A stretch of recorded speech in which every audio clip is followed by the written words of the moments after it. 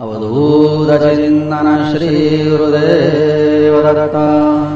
શ્રી પ્રતાપરુદ્ર હનુમાનજી મહારાજના સાનિધ્યમાં અને દત્ત પરંપરામાં પ્રગટેલ તમામ ચેતનાઓ પ્રગટ સ્વરૂપ એવા ભગવાન ઔદુંબરની છત્ર છાયામાં શ્રી ગુરુ લીલામૃતના પારાયણ નિમિત્તે અત્રે ઉપસ્થિત સર્વે ભક્તોના હૃદયમાં બિરાજેલા ગુરુ મહારાજના ચરણમાં પ્રણામ. ભગવાન દત્તાત્રેય અર્જુન કહે છે, ભગવાન હવે મારે તમને પ્રશ્ન પૂછવો છે. ભગવાનને પૂછે છે પ્રશ્ન. અર્જુન, તમે એવું કીધું કે શાસ્ત્રો ભ્રમ વધારતા નથી પણ ભ્રમ ઓછો કરે અને ભગવાનના ચરણમાં પ્રીતિ જગાડે, એ શાસ્ત્રનું તાત્પર્ય સાંભળ્યું. હવે મારા મનમાં એક પ્રશ્ન છે. ભગવાન કહે છે બોલ. અર્જુન કહે છે, ભગવાન તમારા ચરણની કૃપાથી બધી સિદ્ધિઓ મારી દાસ છે. અષ્ટસિદ્ધિ અને 9 નિધિનો હું માલિક છું. હવે સિદ્ધિઓથી મારું મન કંટાળી ગયું છે, ઓચાઈ ગયું છે. બહુ સુખ મળે ને તો ઓચાઈ જાય માણસ એનાથી, પછી એને એનાથી કંઈક બીજું માગે છે મન હંમેશા. આઈસ્ક્રીમ કોઈક વાર સારો લાગે પણ હવાર હાથ ખાવાનો આવે ને તો કંટાળો આવે. પછી દિવસમાં 5-10 વખત ખાવાનો થાય તો પછી વધારે ના ખવાય. અર્જુન કહે છે, તો આ સંસારના પરાકાષ્ઠાના સુખ ભોગવ્યા, હવે હું ઓચાઈ ગયો. શાસ્ત્રોનું તત્વ સાંભળ્યું અને એટલી ખાતરી થઈ ગઈ કે સંસાર બધો નાશવંત છે. હવે કૃપા કરો, જ્ઞાનામૃતનું મને પાન કરાવો અને ભવસાગરની પાર ઉતારો. મને એટલી ખબર છે કે જ્ઞાન મળ્યા પછીથી જન્મ મરણમાંથી મુક્તિ મળે છે. કૃપા કરીને મને જ્ઞાનનું પાન કરાવો. જ્ઞાનામૃત પાઈ હવે કરો તૂર્ણ ભવ પાર. મારા મનમાં હવે કોઈ શંકા નથી, પણ જે જ્ઞાનના આધારે જન્મ મરણમાંથી મુક્તિ મળે છે મારે એ જ્ઞાન સાંભળવું છે. જે જ્ઞાન પૈસો કમાવામાં કામ લાગે છે એ જ્ઞાન મારે સાંભળવું નથી. જે જ્ઞાનથી સમાજમાં પ્રતિષ્ઠા વધે છે એ જ્ઞાન મારે જોઈતું નથી. મારે એવું જ્ઞાન જોઈએ છે કે જે જન્મ મરણમાંથી મુક્તિ આપે. આપણા જ્ઞાની પુરુષોએ આને જ જ્ઞાન કીધેલું છે કે જે જન્મ મરણમાંથી છોડાવે. ભગવાન કહે છે, અર્જુન, રાજાની આજ્ઞાનું પાલન કરવાથી રાજા પ્રસન્ન થાય અને ભગવાનની આજ્ઞાનું પાલન કરવાથી ભગવાન પ્રસન્ન થાય. શાસ્ત્રો એ ભગવાનની આજ્ઞા છે અને શાસ્ત્રની આજ્ઞાનું પાલન કરવાથી ભગવાન પ્રસન્ન થાય. રાજા મુક્તિ મનથી મેળવવાની છે. આત્મા તો મુક્ત જ છે. આત્માને ક્યારેય બંધન હતું જ નહીં. એ નરકમાં હોય કે સ્વર્ગમાં હોય, જંગલમાં હોય કે વસ્તીમાં હોય, આત્મા તો હંમેશા મુક્ત જ છે. માણસના શરીરમાં હોય કે પશુના શરીરમાં હોય, સ્ત્રીના શરીરમાં હોય કે પુરુષના શરીરમાં હોય, આત્માને મુક્તિની જરૂર જ નથી. પણ આ સમાજમાં બધું ઊંધું બહુ ચાલે છે. કેટલાક તો મરી ગયા પછી એવું કહે છે કે એના આત્માની શાંતિ માટે અમે આમ કરીએ છીએ. અરે આત્માને તો શાંતિ જ હોય છે, એને કોઈ દાડો અશાંતિ થતી જ નથી. જે અશાંતિ થાય છે બધી મનમાં થાય છે. જે દુઃખ પડે છે બધા મનને પડે છે. જે ઉપાધિઓ છે તે બધી મનમાં છે. આત્મા તો આનંદ સ્વરૂપ છે, શાંત છે, સદા પ્રસન્ન રહેવા ટેવાયેલો છે. આત્માને કોઈ દુઃખ આપી જ ના શકે. સૂર્યના તડકાને કોઈ નુકસાન કરી શકે? ગમે એટલી ધૂળ ઉડાડો તો સૂર્યને કશું નુકસાન થાય? એવી રીતના આત્મા છે, એને કશું જ નુકસાન ના થાય. એને દુઃખ પડે નહીં, એને ઠંડી ગરમી લાગે નહીં. એ સદા સર્વદા પ્રસન્ન છે, એ મુક્ત જ છે. જે મુક્તિ જોઈએ છે તે મનને જ આપવાની છે. મુક્તિ બંધન મનથી છે ને મુક્તિ એ મનથી જ છે. આત્માને બંધન હોઈ જ ના શકે. આત્મા સદા સર્વદા પ્રસન્ન જ છે. એટલે કમસે કમ પારાયણમાં આવનારા તો એવું સમજવાનું આ કે એના આત્માની શાંતિ માટે આવું કરીએ છીએ એવું કહેવાય જ નહીં. એને શાંતિ જ છે. આત્માને મનની શાંતિ માટે કરાય એ બરાબર છે. મનને અશાંતિ હોય, મનને બધી ઉપાધિઓ હોય છે, સુખ દુઃખ મનને થાય. બંધન મનથી છે અને મુક્તિ પણ મનથી મેળવવાની છે. બસ મનને મુક્તિ મળે એને જ મુક્તિ કહેવાય. અને અહીંયા પછી ભગવાન થોડી સૃષ્ટિના આરંભની વાત કરે છે કે બાકી આત્મા એને જ પરમાત્માનો અંશ પણ કીધેલો છે. હવે થોડી જ્ઞાનની વાતો આવશે 2-3 અધ્યાયમાં, પણ યથાશક્તિ આપણે જરા ધ્યાન આપવાની જરૂર છે. બાપજીએ આપણા માટે લખ્યું છે. એમને આ બધું જ્ઞાન તો હતું જ, ભગવાનની આજ્ઞાથી આપણા માટે લખ્યું છે. એટલે જરાક સંભળાશે ભગવાને પણ કેવો યોગ હારો ગોઠવ્યો. હવે જ બરાબર આ શરૂઆત થાય છે. આ 16, 17, 18, 19 આ બધા અધ્યાય જ્ઞાનકાંડનું સાચું જ્ઞાન છે. આ સમજાય ને તો આનંદ આવે. જગતની ઉત્પત્તિ માટે શાસ્ત્રોમાં જુદી જુદી જાતના મત બતાવ્યા છે અને દરેક મતનું ખંડન પણ કરેલું છે. અને એમાં એવું કહેવામાં આવ્યું છે કે આ દુનિયા બની કેવી રીતના, તો એવું કહેવામાં આવે છે એના માટે જુદી જુદી જાતના મહાપુરુષોએ, ચિંતકોએ પોતાના અભિપ્રાય આપ્યા. કેટલાક એવું હતું કે આ દુનિયા બનવા માટે આરંભવાદ જવાબદાર છે. આરંભવાદ એટલે કેવું કે કોઈ કુંભાર માટી લઈ આવે, એમાંથી ઘડો બનાવે અને ઘડો બની ગયો. એણે ઘડો બનાવવાનો આરંભ કર્યો અને પછી ઘડો બની ગયો. એવી રીતના ભગવાને દુનિયા બનાવવાનો આરંભ કર્યો અને દુનિયા બની ગઈ. અને આરંભવાદ કહેવાય. પણ આરંભવાદનું ખંડન થયેલું છે. કારણ કે કુંભાર જો ઘડો બનાવતો હોય તો કુંભાર અને ઘડો બે જુદા. જ્યારે ભગવાન તો દુનિયાથી જુદા નથી. લાડુના કણ કણમાં ખાંડ હોય ને એવી રીતના જગતના કણે કણમાં ભગવાન છુપાયેલા છે. એટલે આરંભવાદનું થયું ખંડન. બીજા કીધું કે પરિણામવાદ. પરિણામવાદ એટલે એવું કે દૂધમાંથી દહીં બને અને દહીંમાંથી પછીથી માખણ બને. એવી રીતના ભગવાને આ દુનિયા બનાવી દીધી. પણ આ મતનું પણ ખંડન થયું. કારણ કે દૂધમાંથી દહીં બને પછી દૂધ રહેતું નથી. જ્યારે ભગવાનમાંથી દુનિયા બની પણ ભગવાન તો આજે હોવું છે. એટલે પરિણામવાદ પણ ખંડન થયું એનું. પછી કહે છે સાંખ્યવાદ. સાંખ્યવાદમાં એવું કહે છે કે પ્રકૃતિ અને પુરુષ બે જુદા છે. પણ આપણે જાણીએ છીએ કે ભગવાન તો જગતમાં છે અને જગત ભગવાનમાં છે. પ્રકૃતિ જડ છે. પછી કહે છે અણુવાદ. અણુ એટલે અણુ પરમાણુની થિયરી. આ બધી સાયન્સમાં ભણ્યા હોય એમને સમજણ પડે. કેમેસ્ટ્રીમાં બધી વાતો આવતી હતી કે કોઈ પણ તત્વના નાનામાં નાના કણને પરમાણુ કહેવાય. પરમાણુની અંદર ન્યુક્લિયસ હોય, એની અંદર ન્યુટ્રોન ને પ્રોટોન હોય, બહાર ઇલેક્ટ્રોન ગોળ ગોળ ફરતા હોય અને એ ઇલેક્ટ્રોનની ગતિ એ ચેતન છે અને એ સિવાયનું બધું જડ છે. પણ આ થિયરીને પણ આપણા જ્ઞાની પુરુષોએ સ્વીકારેલી નથી. એટલે પછીનો એક જે વાત છે એનું નામ છે વિવર્તવાદ, જે બધાએ સ્વીકારેલો છે. અને એ વિવર્તવાદના આધારે આપણું શાસ્ત્ર ઉભેલું છે. દત્તાત્રેય ભગવાને 24 ગુરુ કર્યા, એમાં 24મો ગુરુ કરોળિયાને કર્યો.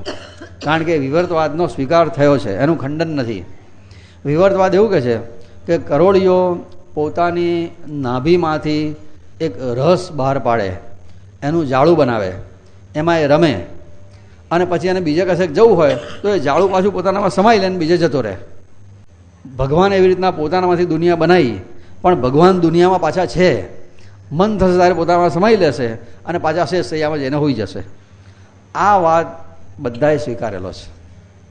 એને વિવર્તવાદ કહેવામાં આવે છે. એનું ખંડન નથી. એટલે અર્જુને કીધું કે જો આ તમારી વાત સાચી કે ચલો વિવર્તવાદથી ભગવાને દુનિયા બનાવી, પણ ભગવાન એક હતા, બ્રહ્મ એક મૂળે, તો પછી તે આટલું બધું કેવી રીતના, આટલું બધું અનેક કેવી રીતના બનાવ્યું, ક્યાંથી આવ્યું અને એમાં દુઃખ ક્યાંથી આવ્યું? ભગવાને દુનિયા બનાવી તો દુઃખ ક્યાંથી આવ્યું? ભગવાન આનંદ સ્વરૂપ છે, સદા અખંડ સુખનું ધામ છે, શાંતિનો અક્ષય ઝરો છે, તો દુનિયામાં દુઃખ ક્યાંથી આવ્યો? ભગવાન કહે છે અર્જુન તારો પ્રશ્ન બહુ સરસ છે, પણ પ્રશ્નમાં જ થોડો સુધારાની જરૂર છે.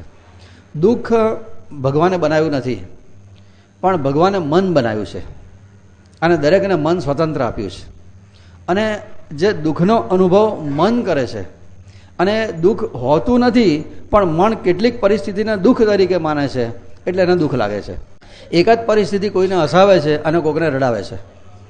કોઈ ઘેર બેઠો હોય, એને 20,000ના પગારની નોકરી મળે ને તો પહેરાવે છે, પણ કોઈને 40,000ના પગારની નોકરી હોય, એ છૂટી જાય ને 20,000ના પગારની નોકરી મળે ને તો રડવા બેસે.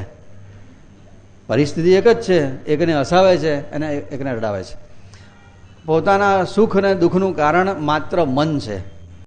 મન માને તો સુખ છે અને મન માને તો દુઃખ છે. જે પોતાના મનને સમજાવી શકે છે એ ક્યારે દુઃખી થતા નથી, અને જે પોતાના મનને સમજાવી શકતા નથી એ ક્યારે સુખી થતા નથી. આ બધો મનનો જ ખેલ છે. મન બાંધે મન છોડવે, રચ્યું મને આ સર્વ. બાકી ભગવાને જે દુનિયા બનાવી એમાં ક્યાંય દુઃખ નથી. સૂર્યનારાયણને અંધારું બનાવતા આવડે જ નહીં. સૂર્યનારાયણને જઈને કોઈ પૂછે કે તમે અંધારું જોયું છે, તો સૂર્ય શું કે અંધારું જોયું જ નથી ભાઈ, હું જ્યાં જઉં ત્યાં અજવાળું જ થઈ જાય છે. એવી રીતના આત્મા આનંદ સ્વરૂપ છે, એને ક્યારેય અશાંતિનો અનુભવ થાય જ નહીં. અશાંતિ, સુખ, દુઃખ આ બધી અનુભવ મનને થાય છે, અને મન મરી જાય ત્યારે મુક્તિ મળે છે. મન બાંધે મન છોડવે માટે ઘણી બધી વાતો થયેલી છે. એનો એક દ્રષ્ટાંત આપવામાં આવે છે. મન બાંધે મન છોડવે, રચ્યું મને આ સર્વ.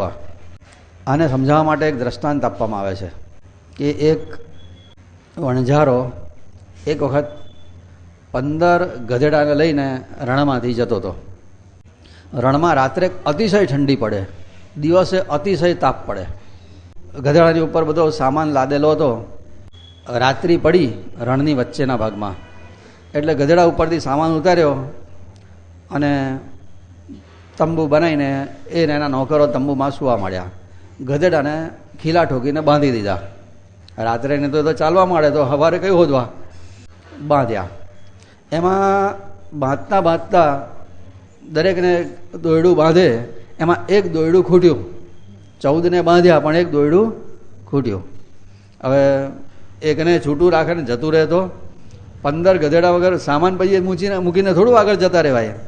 15 ગધેડા ઉપરનો સામાન એ પ્રમાણે હતો. હવે ગધેડાને સામે ચોકી કરતાં બેસીએ ના રહેવાય, રાત્રે આરામ કરે તો સવાર ચલાય. એણે દૂર એક મંદિર જોયું. મંદિર પાસે ગયો. મંદિરના મહારાજને જઈને કીધું ભાઈ તારી પાસે દોયડું બોયડું હતો આપ, આ ગધેડાને બાંધીને પછી સવાર તને પાછું આપી દઈશ. મંદિરના મહારાજ કે ભાઈ મારી પાસે દોયડું તો નથી, પણ તને એક ઉપાય બતાવું. હું છે ને આ મંદિરનો પૂજારી થયો ને પહેલાં હું પણ ગધેડા રાખતો હતો, એટલે મને ખબર છે ગધેડાને કેવી રીતના બંધાય તે. કહે છે તું એક કામ કર, એ ગધેડું જે બાકી રહ્યું છે ને એની પાસે જા.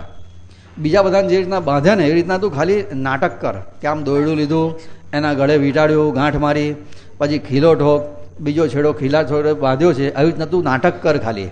એટલે ગધેડું સમજશે કે બંધાઈ ગયું ને બેસી જશે કે છે. બાકી મારી પાસે દોયડું નથી.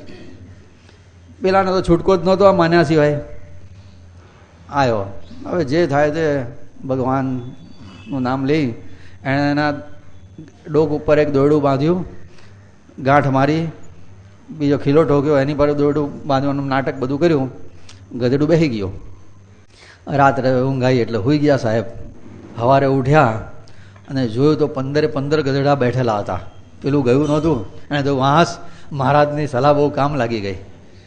પછી તો એક એક ગધેડાને છોડતો જાય, દોયડું કાઢે, ઊભો કરે, એની પાસે સામાન મૂકતો જાય. પેલા 15માં પાસે આવ્યો, પણ એ ઊભું જ ના થાય.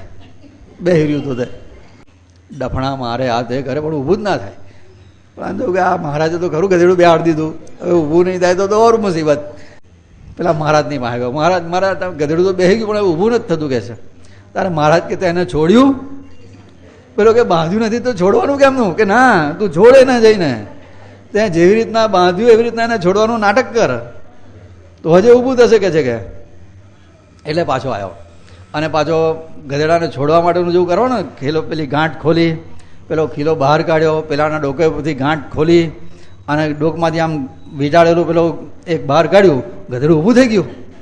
આ 15મું ગધેડું એટલે આપણે બધા. હા કે આપણું મન આ 15માં ગધેડા જેવું છે. એ મનથી બંધાય અને મનથી જ છૂટે. બાકી સાચું બંધન છે જ નહીં અને સાચી મુક્તિ પણ નથી. ભગવાન આ દુનિયા એવી બનાવે શું કરે કે આપણે બંધાઈએ? એ મુક્ત છે તો આપણને પણ મુક્ત જ રાખેલા છે. પણ મનથી આ મારા, જ્યાં મારા માન્યું ત્યાં આવ્યું બંધન, અને જ્યાં તારા ત્યાં આવ્યું મુક્તિ. મારું મારું કહીએ અને મરે, તારું તારું કે તરે. આવી કથા છે. કોઈ કહે કે બહાર સ્કૂટર પડ્યું, ટેન્શન થાય, અને કોઈ કહે તમારું પડ્યું એટલે ઉપાધિ શરૂ. પણ કે ના ના તમારું નહીં એટલે હા નિરાશ થઈ જાય. મારું કીધું ત્યાં મર્યા અને તારું કીધું ત્યાં તર્યા. બસ આ મન બાંધે મન છોડવે તે આવી રીતના. પણ એ મનનું બંધન પણ દુઃખ આપે છે. માટે મનની મુક્તિ માટે જ આ બધી મહેનત કરવાની છે. અને જેને એવી ખાતરી થઈ કે હું મનથી જુદો છું, એને મનના દુઃખની અસર એના પર થતી નથી. ઘણી બધી વાત આવશે કે દત્તાત્રેય ભગવાન એમના શરણે આવેલાના મનને જ બદલી નાખતા હતા, અને મનને બદલી નાખે, એટલે જે પરિસ્થિતિમાં એ રડતો હોય એ પરિસ્થિતિમાં એ નાચવા માંડે. અન્નપૂર્ણા માતાની વાત ઉપાસના કાંડમાં વિગતથી આપણે જોઈશું. એકનો એક દીકરો એક જન્મીને મરી ગયો, કરુણ કલ્પાન કરવા લાગ્યા. સ્વામી મહારાજ એમને સમજાયું કે તું આ દીકરોય તારો નથી અને શરીર તારું નથી, મને તારું નથી. તું ચૈતન્ય સ્વરૂપ છે, તું સ્ત્રી નથી, તું પુરુષ નથી, તું સ્ત્રી પુરુષેતર પણ નથી. શરીરનું સુખ એ તારું સુખ નહીં, શરીરનું દુઃખ એ તારું દુઃખ નહીં. તું તો શરીરમાં રહેવા માટે આવેલી ચૈતન્ય સ્વરૂપ છે.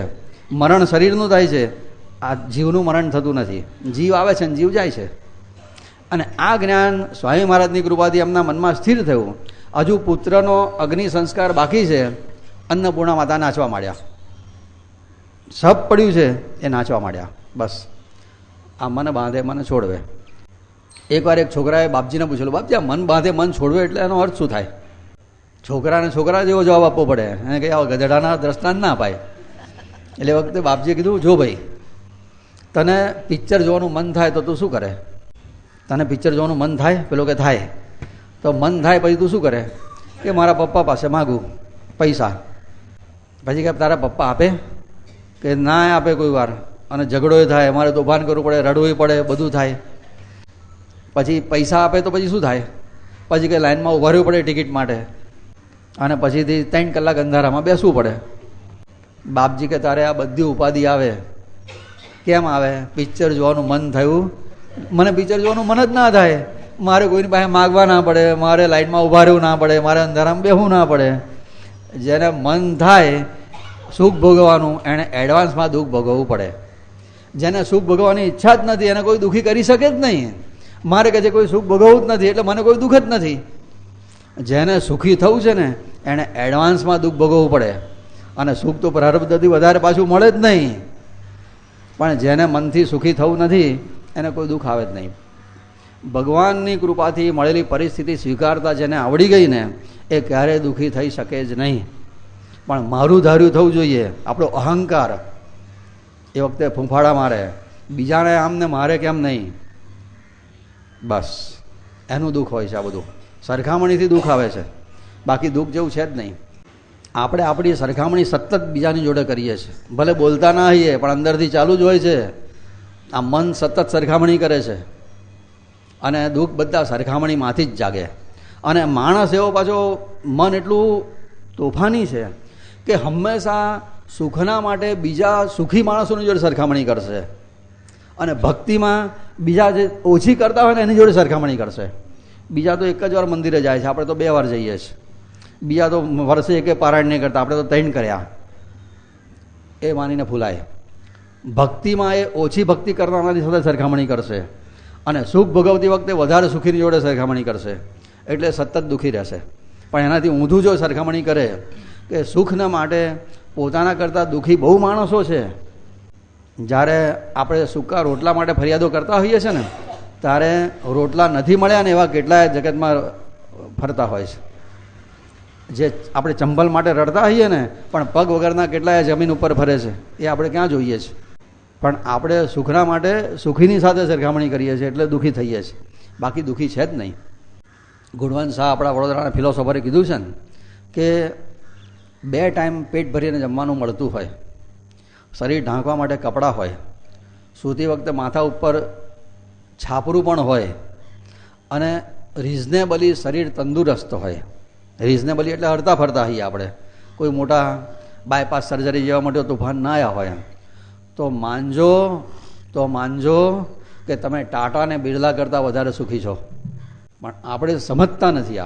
આપણે સતત આપણા કરતાં વધારે સુખીની સાથે જ સરખામણી કરીએ છીએ. બાકી આપણા પહેલાં થઈ ગયેલા ચક્રવર્તી સમ્રાટો કરતાં આપણે બહુ સુખી છીએ. સિકંદર અડધી દુનિયા જીતી લીધેલી, જેના ઇતિહાસમાં તો એના કેટલી પ્રશંસા છે. આપણને એના સુખની ઈચ્છા થાય એના કરતાં આપણે વધારે સુખી છે. એના તંબુઓમાં લાઇટ નહોતી, નોકરો મશાલ પકડીને ઊભા રહે ને તારે અજવાળું થતું હતું. પેટ્રોલ મેક્સ તો એ લોકોના તંબુમાં લક્ઝરી ગણાતી હતી, લક્ઝરી. આજે આપણે કોઈ પણ રૂમમાં બટન દબાઈ અને લાઇટો થાય છે. એના તંબુમાં નળ નહોતા આવતા, પેલા પશુના ચામડાની પખાલ એમાં ભરી લાવે ત્યારે પાણી પીતો હતો બચારો. અને એની પાસે આવા 2 વ્હીલર કે 4 વ્હીલર નહોતા. ઘોડા ઉપર બેસીને જાય, તબડક તબડક કરતો, અને પાછળના મંકોડા હાવ ઢીલા પડી જાય 2 કિલોમીટર જાય તો. એવી રીતે જવું પડતું હતું એમને. આપણે તો ટ્યાં કરીને નીકળી પડીએ છીએ. કોઈ છે તકલીફ? એના જમાનામાં એનેસ્થેસિયાની શોધ નહોતી થઈ. નાનકડું ઓપરેશન હોય ને તો નેકેડ કરાવવું પડે. આજે આપણે તો વાગે તો એનેસ્થેસિયાથી ઓપરેશન થાય છે. એ સુખી હતો કે આપણે સુખી છે? એના જમાનામાં પીઝા નહીં, બધું જાત જાતનું નહીં, સાદું ખાતા હતા. અત્યારે તો કેટલી બધી વેરાયટી આવી ગઈ. ઇટાલિયન ને, ચાઇનીઝ ને, મેક્સિકન ને, કોન્ટિનેન્ટલ ને, બધું જાત જાતનું. એ સુખી હતો કે આપણે સુખી છે? પણ આપણે સરખામણી આપણા કરતાં વધારેની સાથે કરીએ છીએ ને, એ જ આપણી બેવકૂફી છે. નબળાઈ નથી, બેવકૂફી છે. મૂર્ખ શિરોમણીનું લક્ષણ છે આપણું. બાકી આપણે કોણ કહે છે સુખી નથી? ચક્રવર્તી સમ્રાટો કરતાં આજનો ઓર્ડિનરી મામૂલી કારકુન પણ સુખી છે. 2 રૂમના ઘરમાં રહેનારો, એને ફરિયાદ કરવાનો અધિકાર જ નથી. ફરિયાદો કરવાથી જ મન બેચેન બને છે અને ભગવાનમાં સ્થિર નથી થતું. બાકી બહુ આપ્યું છે ભગવાને. ભીના હૃદયથી ભગવાનનો આભાર માનતા નથી આવડતો એટલે, અને એટલે ભગવાનને આપણે ગમતા નથી. બાકી આપ્યું છે બદલ ભગવાનનો આભાર માન્યો. જે નથી એના માટે ફરિયાદો રોજ કરીએ છીએ. આ નથી ને તે નથી ને ફલાણું નથી, ઢીગણું નથી. પણ આપ્યું એના માટે ભગવાનનો ભીના હૃદયથી આભાર માનવો ને, એ ભગવાનની સૌથી સારામાં સારી ભક્તિ છે. ફૂલ ચડાવવાને પ્રસાદ ધરાવે તો પછી આવે. સૌથી પહેલાં ભગવાનનો આભાર માનવાનો કે ભગવાન ના મળે લાખો રૂપિયા ખર્ચતા એવી 2 આંખો આપી છે, 2 હાથે પગે પૂરા આપ્યા છે. શું નથી આપ્યું? કોઈ 50 લાખ રૂપિયા આપે તો આપણે એને 2 આંખો આપીશું આપણી કાઢીને? ઘણું આપ્યું છે. પણ સરખામણી હંમેશા ઉપરવાળા જોડે ક્યારેય નહીં કરવી. સુખની બાબતમાં, ભક્તિની બાબતમાં કરવી. કે પેલા તો દિવસમાં 8 કલાક ભક્તિ કરે છે, આપણે તો 2 કલાકમાં સમજી જઈએ છીએ. એમાં ભક્તિમાં લોભ રાખવાનો અને સંસાર સુખમાં સંતોષ માનવાનો. રાજા આ દુઃખનો અનુભવ મનને થાય છે. ભગવાને દુઃખ બનાવ્યું નથી, પણ મન એવું અવળચંડું છે કે સુખમાં પણ દુઃખનો અનુભવ કરે છે. આટલા બધા સુખ છે છતાંય ફરિયાદો કરે. જન્મે તારે રડતો રડતો જન્મે, ફરિયાદો કરતાં કરતાં જીવે અને નિરાશ ને હતાશ થઈને મરે. આ બધી કથા છે આપણી. બાકી શું નથી. ભગવાન તો ભાઈ આ દુનિયામાં ભગવાનને બનાવવાનું મન કેમ થયું? અર્જુનનો પ્રશ્ન છે. ભગવાન કહે છે, અર્જુન, અહમ સ્ફુરણ બ્રહ્મે થયું, ના થઈને જે. આ વાક્ય સમજાવ, બરાબર સમજો. અહમ સ્ફુરણ બ્રહ્મે થયું, ના થઈને જે એટલે શું? બ્રહ્મને અહંકાર થાય જ નહીં, તો એ બ્રહ્મ ના કહેવાય. પણ છતાંય થયું, કરવું પડ્યું. દુનિયા બનાવી હતી એટલે. એકો હમ બહુ શ્યામ, એ ભાવનાથી એમણે એકમાંથી દુનિયા બનાવવાની હતી. કંઈક કરવું હોય તો માયાનો આશ્રય કરવો પડે. માયા હોય ત્યાં પછી અહંકાર પણ આવે. એટલે ભગવાને પણ આ દુનિયા બનાવવા માટે માયાનો આશ્રય લેવો પડ્યો. અને અહંકાર થયો, અહંકારમાંથી મહત્તત્વ થયું, મહત્તત્વમાંથી પ્રકૃતિ થઈ, પ્રકૃતિમાંથી પંચ મહાભૂત થયા, પંચ મહાભૂતમાં તો પંચીકરણ કર્યું ભગવાને. અને પંચીકરણ કર્યા પછીથી આ શરીરોના નિર્માણ થયા. આ બધા તત્વો જડ હતા. ભગવાને એમાં ચૈતન્ય સ્વરૂપે પ્રવેશ કર્યો. તત્સૃષ્ટવા તદેવાનું પ્રાવિશત. અને ત્યારે બધા જડ તત્વો કંઈક કરવા માટે સક્રિય બન્યા અને ભગવાનનો પ્રવેશ થયો. આ પંચીકરણની કથા પણ બધી સરસ છે. 5 તત્વો જે બતાવ્યા, પૃથ્વી, જળ, તેજ, વાયુ, આકાશ, એ મૂળમાં જડ કશું ના કરી શકે. ભગવાને પંચીકરણ કર્યું એટલે શું કર્યું? એક તત્વને 50% લીધો અને બીજા 4 તત્વને 12.5% લીધા, ભેગા કર્યા. 100% થયા ને. પૃથ્વી તત્વ 50% લે, જળ, તેજ, વાયુ, આકાશના 12.5% લે, એ ભેગા કરે, એને થાય કહેવાય પૃથ્વીનું પંચીકરણ. પૃથ્વીનું પંચીકરણ થાય, એમાં શરીરમાંથી હાડકાં બન્યા, માંસ બન્યો.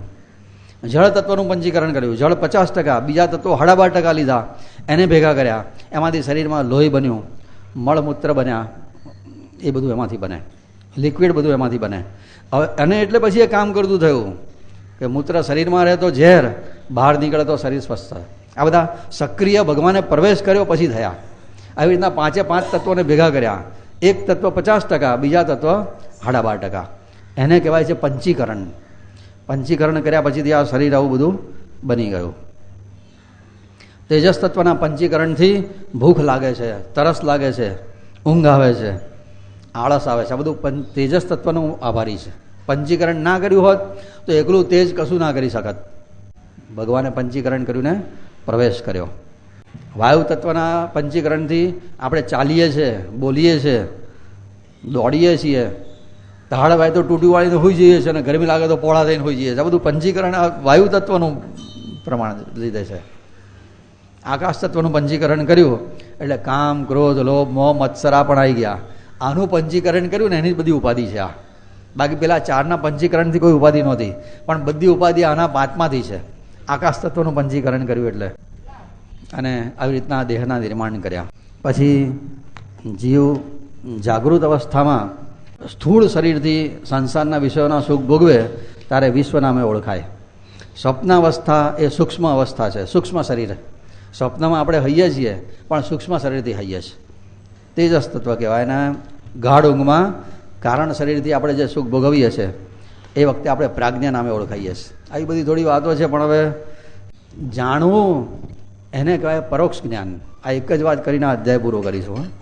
અને એનો પ્રેક્ટિકલ કરવો એને કહેવાય અપરોક્ષ જ્ઞાન. અપરોક્ષ જ્ઞાન મુક્તિ આપે, પરોક્ષ જ્ઞાનથી થોડી શાંતિ મળે. જાણવું એને કહેવાય પરોક્ષ, અને થવું એને કહેવાય અપરોક્ષ. અપરોક્ષ જ્ઞાન થાય ત્યારે મુક્તિ મળે. જ્ઞાનની વાત એટલી જ છે કે હું શરીર નથી, બસ હું ચૈતન્ય છું. શરીરનું સુખ એ મારું સુખ નથી, અને શરીરનું દુઃખ એ મારું દુઃખ નથી. જ્ઞાન આટલું જ છે. 5 વાક્યો છે એના. કમસે કમ જ્ઞાનકાંડ સાંભળીએ 5 વાક્યો મોડે કરી રાખજો. હું સ્ત્રી નથી, હું પુરુષ નથી, હું સ્ત્રી પુરુષેતર પણ નથી. સ્ત્રી પુરુષેતર એટલે એવું નથી. શરીરનું સુખ એ મારું સુખ નહીં, શરીરનું દુઃખ એ મારું દુઃખ નહીં. હું તો શરીરમાં રહેવા માટે આવેલો પરમાત્માનો અંશ ચેતન છું. જન્મ મરણ મારે નથી. આટલું જ જ્ઞાન છે. પણ આ જાણવું એને કહેવાય પરોક્ષ, પણ એનો અનુભવ થવો એને કહેવાય અપરોક્ષ. પરોક્ષમાંથી અપરોક્ષ થવા માટે જન્મોના જન્મો ઓછા પડે છે. ઉપાસના પરિપક્વ થાય ત્યારે જ આ અપરોક્ષ જ્ઞાન થાય. કોઈક બહેનને પંજાબી બનાવતા આવડતું નથી, ધારો કે પંજાબી ખાવાનું, હા, કે હવે ખાવાનાની વાત કરીએ એટલે સમજાઈ જાય. એને કોઈક બતાવે કે 5 ગ્રામ મરચું લેવાનું, 5 ગ્રામ મીઠું લેવાનું, 5 ગ્રામ દાળ લેવાની, ચોખા લેવાના, ના લે બધું, પછી આને ગરમ કરવાના, આમ નાખવાનું, તેમ કરવું, બધું સમજાવે. બેને બધું સાંભળે એને કહેવાય પરોક્ષ જ્ઞાન. પણ એ સાંભળીને જાતે બનાવવા જાય તો એ બનાવે ને તો કોઈને ભાવે નહીં, એવું બની જાય. પણ કોઈક બનાવતું હોય જુએ, એની જોડે રહીને શીખી લે, પછી બનાવે તો આંગળા ચાટે. બનાવતા આવડી જાય એને કહેવાય અપરોક્ષ જ્ઞાન. અને ખાલી શબ્દોથી જાણે એને કહેવાય પરોક્ષ જ્ઞાન. સાયકલ ચલાવતા ના આવડતી હોય કોઈને, અને એને કહો કે ભાઈ સાયકલ ચલાવી હોય તો સીટ પર બેસવાનું, 2 બાજુ બેલેન્સ હરખું રાખવાનું, પેન્ડલ મારવાનું, સામેથી કોઈ આવે તો બ્રેક મારવાની. આ થયું પરોક્ષ જ્ઞાન. પણ આ પરોક્ષ જ્ઞાન જાણીને કોઈ સાયકલ ચલાવવા જાય તો હાડકા ભાગે. એ તો પ્રેક્ટિસ કરે બરાબર અને સાયકલ આવડી જાય પછી કહેવાય અપરોક્ષ જ્ઞાન. અપરોક્ષ જ્ઞાન મુક્તિ આપે, પરોક્ષ જ્ઞાન સાધારણ શાંતિ આપે. પણ પરોક્ષ જ્ઞાન શ્રવણ કરવાનું, એનું મનન કરવાનું, અને જ્યારે આત્મસાત થાય ત્યારે અપરોક્ષ જ્ઞાન કહેવાય એને, અને એ જન્મ મરણમાંથી મુક્તિ આપે છે. અર્જુન, આ અપરોક્ષ જ્ઞાનની એટલે જ્ઞાનની અનુભૂતિ માટે, અપરોક્ષ જ્ઞાન થાય એના માટે મહાવાક્યનું ચિંતન કરવું પડે. એટલે અર્જુને પૂછ્યું, ભગવાન મહાવાક્ય કોને કહેવાય, એનું ચિંતન કેવી રીતના કરવાનું? ભગવાન કહે તું પહેલાં અધ્યાય વાંચી લે, પછી તને મહાવાક્યની વાત કહીશ. નહીં તો બધું આ અપચો થયું છે. એટલે મહાવાક્યની વાત પછી ભગવાન પછીના અધ્યાયમાં સમજાવશે. યત સત્તાકં પ્રાણીતિ સર્વં પ્રાણાદિ શ્રોત્રં શબ્દં વૃણુતે મનુતે મન આદિ એકં નાનાયં કવયન્તે જ્ઞાવિશેષા દત્તાત્રેયં સમૃદ્ધિ સંતં પ્રણતોસ્મિ દત્તાત્રેયં સમૃદ્ધિ સંતં પ્રણતોસ્મિ. इति श्री दत्तपादारविंद मलिन ब्रह्मचारी पांडुरंग रंगवदूत महाराज विरचिते श्री गुरुलीलामृते अलख निरंजन संवादे अर्जुन ज्ञान प्रदान नाम षोडशोऽध्याय समाप्त। अवधूत चिंतन श्री गुरुदेव दत्त।